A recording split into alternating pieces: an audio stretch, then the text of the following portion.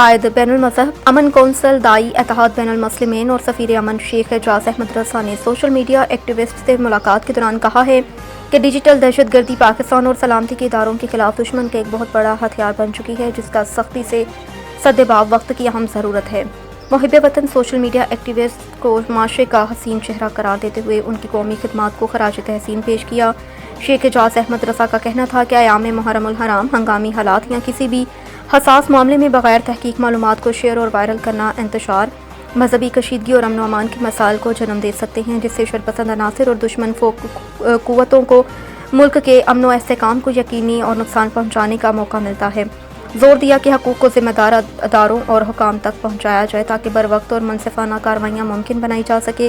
اس موقع پر social media کے نمائندوں نے پاکستان کی سلامتی، استحکام، قومی یکجہتی کے لیے اپنی خدمات جاری رکھنے کے عزم کا اعادہ کیا۔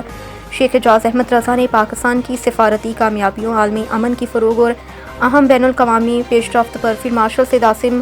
منیر اور وزیر اعظم پاکستان کی کاوشوں کو بھی خراج تحسین پیش کیا۔